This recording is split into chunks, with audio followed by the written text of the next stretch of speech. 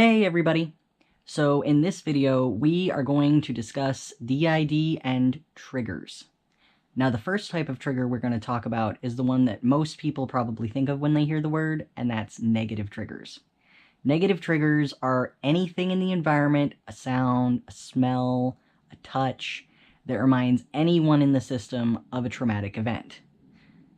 And these kinds of triggers can be especially difficult to handle, especially in the beginning when co-consciousness has not yet been achieved or when the system is not in good communication. These kinds of triggers can wreak a lot of havoc on the system.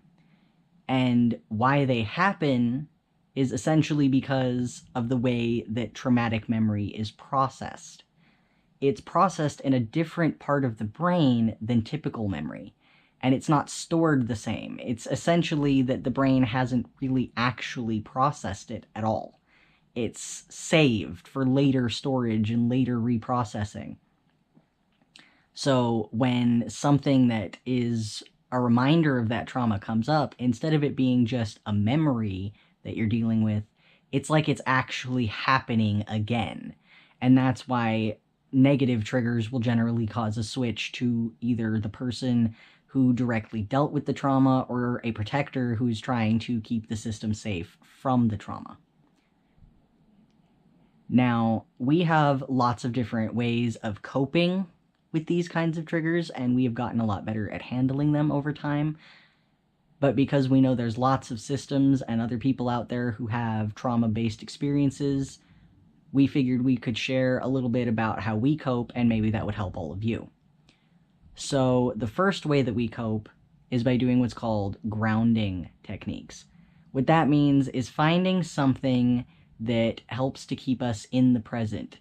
A texture on the floor, a color on the wall, a smell. Something that wasn't present during the trauma that's present now. Another one that helps is reminding us of what year it is, what day it is, how old we are. This can be done by yourself or by a trusted friend or partner who is aware of the trauma and can help you through that. And a final big coping mechanism for us is journaling. We write down a lot of things. Now, I'm the main one who does a lot of the journaling. A lot of the others don't like to write things down because they're afraid of other people seeing them. But they will often write it down and then delete it later on the computer, and that's a great way for everybody in our system to cope. So we hope that this helps some other people out there who might need to learn some more coping strategies.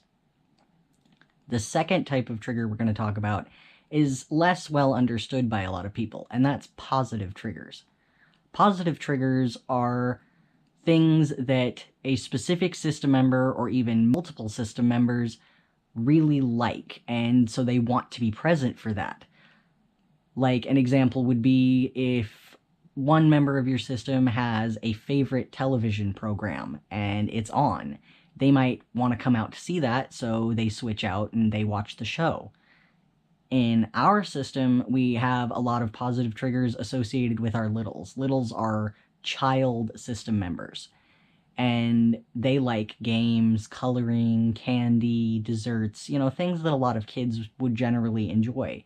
So when one of those things is present, they will often come forward to experience that thing. Like, for instance, we have one particular little who really enjoys playing games with my daughter. And in our system, we have the rule that a little is always co-conscious with either a protector or an adult system member to help keep them safe and make sure that nothing bad ever happens. So I'm always generally the one who's aware when this particular little is playing with my daughter, but if I am not directly aware, which doesn't happen very often, one of our protectors or one of the other adults in the system is aware and is keeping everybody safe and making sure that everything's okay and can switch out at a moment's notice if anything is a problem. So, to summarize, a positive trigger is anything that a system member would really want to be a part of out here. And it can be anything that they really like. Now, the final type of trigger is more of a gray area, We kind of call these neutral triggers. We figure that's a good name for them. And that's when nobody really likes what's happening or is reminded of a trauma by what's happening, but there's something that needs to get done.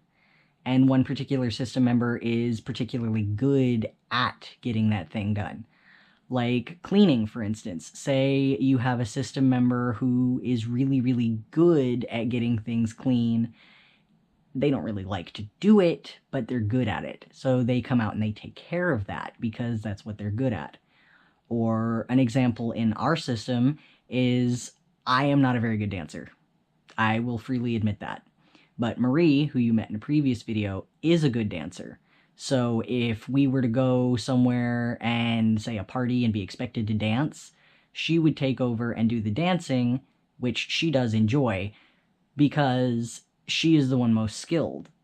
An area in which nobody really likes it, but somebody has a skill in it, is math. None of us are really big on math, but Jeremy, who you met in our Meet the Protectors video, is actually very good at math. And so whenever anyone in our system was presented with a math problem, he would come out and take care of that. So now that we've covered the 3 kinds of triggers, let's cover a little bit more about what you can do to support someone who's experiencing a trigger.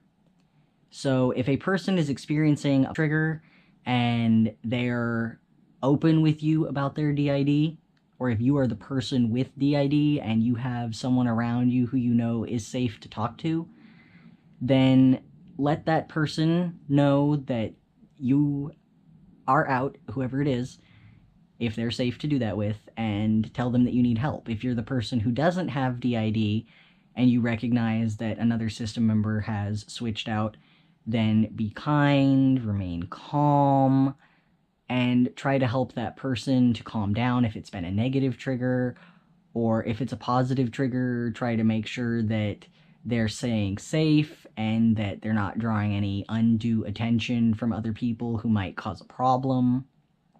And if it's a neutral trigger, then you can generally just let it happen and it's okay.